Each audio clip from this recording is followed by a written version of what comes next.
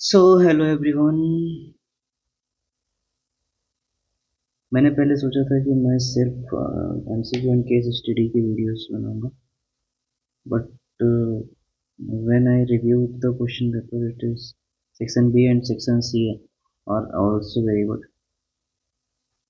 सो section B में बढ़ते हैं। हम थोड़ा जल्दी करेंगे, नहीं तो बहुत लंबा वीडियो जाएगा और उतना ज़्यादा लंबा देखना आप लोग पसंद भी नहीं करते हैं।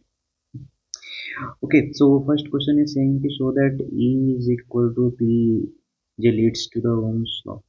So I will give you the hint. You will convert E with the help of V by L and convert J I by A. So at the end you will find that ये formula जो है resistivity and जो resistance को connect करता है उसमें बन जाएगा। तो आप इसको खुद से करेंगे and write a condition in which the Ohm's law is not valid. So this is actually not applicable when graph जो है v और I का जो ग्राफ है वो नॉन लीनियर है। ठीक है, नॉन लीनियर है। टेम्परेचर के बाद भी मेंशन कर सकते हैं, temperature must be constant. Next is for the 18th question. So 18th question को अगर आप ध्यान से पढ़ेंगे तो इसमें लिखा है ना, diffraction experiment the slit is illuminated by light of wavelength. So आपको वेवलेंथ गिवन है 600 nm and the first minimum of the pattern falls at theta is equal to 30 degree. So for the minimum the condition is d sin theta is equal to n lambda. So this is for the minimum and for first minimum you will put n is equal to 1. d calculate करना है, आप कर सकते हैं इसको।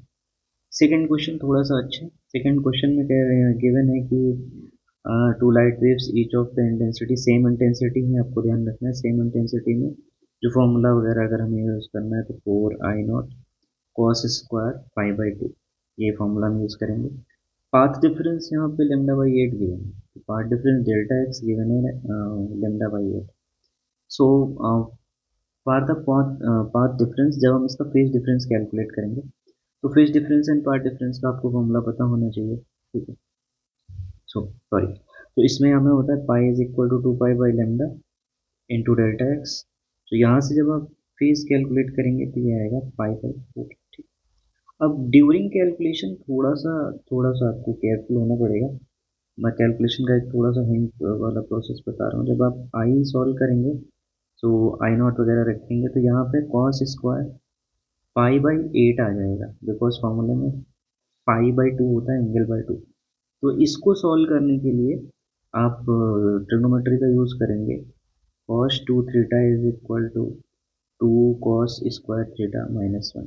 ठीक है, इसका यूज़ करेंगे आप, तो हाफ एंगल फॉर्मूला कहलाता है। तो cos square pi by 8 will be converted into the angle of the pi by 4। तो वहाँ आपको इजी पड़ेगा वो कैलकुलेशन करना। और अगर इसको आप डायरेक्टली याद कर लें तो बहुत ही अच्छा रहेगा।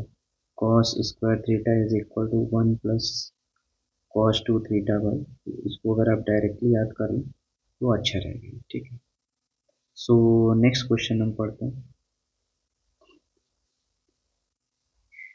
Spherical convex surface of radius curvature R separates glass from air. ठीक है, light from a point source placed in air at a distance r by 2 from the surface falls on it.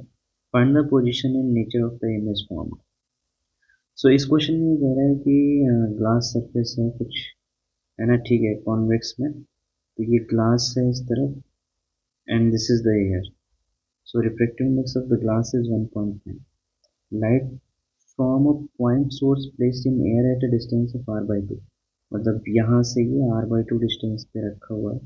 So light rays इधर से जाएंगी। ठीक है, मतलब point source है तो लाइट रेज ऐसे जाएंगी इस तरीके से and will go in the glass. तो फॉर्मूला हमारा लगेगा n2 by v minus n1 by v is equal to n2 minus n1 by r।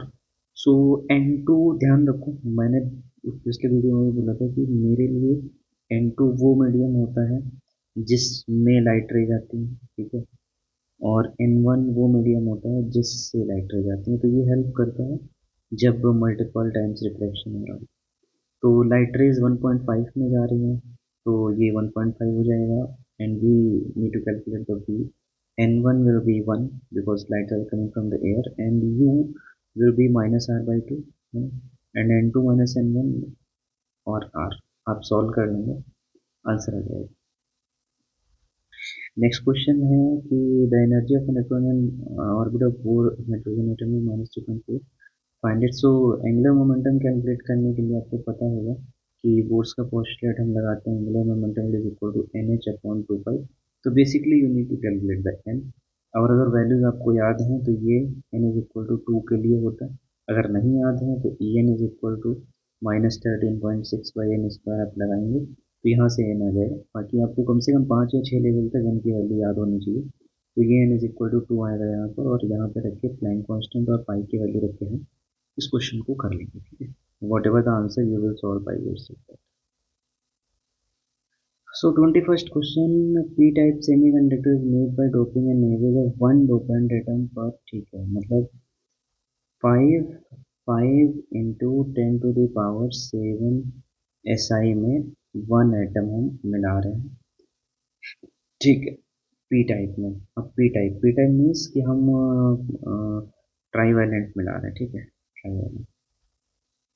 If the number density of the silicon atom is this specimen, तो 5 into 10⁻28 silicon atom, तो अब कितने dopant हम मिलाएंगे इससे divide कर दें 10⁻7 से, तो 10⁻21 आएगा, ठीक है, 21 मीटर क्यूब, ठीक है, 21 मीटर क्यूब और एटम, ठीक।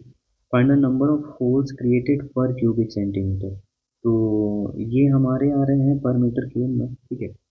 And for the P type, for the P type आपको याद रखना पड़ेगा कि नंबर ऑफ होल्स जो होते हैं, number of holes that are equal to the number of acceptor atoms जो भी हम यहाँ पर मिलाते हैं, ठीक है।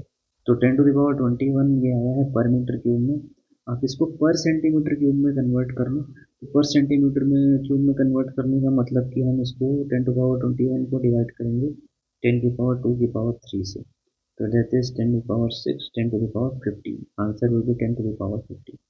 तो कंफ्यूज नहीं होना, it is very simple language, आप ध्यान से पढ़ो। इसमें कह रहा है कि डोपेंट एटम है वो 5 into 10⁻7 सिलिकॉन एटम्स, इतने में एक मिलाया जा रहा है, तो इतने में कितना मिलाया जाएगा, this is just unitary system question. जो कॉन्सेप्ट है वो आपको याद रखना है कि number of holes is equal to number of acceptors, acceptor atoms, जो भी आपने वहाँ पे कैलकुलेट किया, ठीक है, ओके।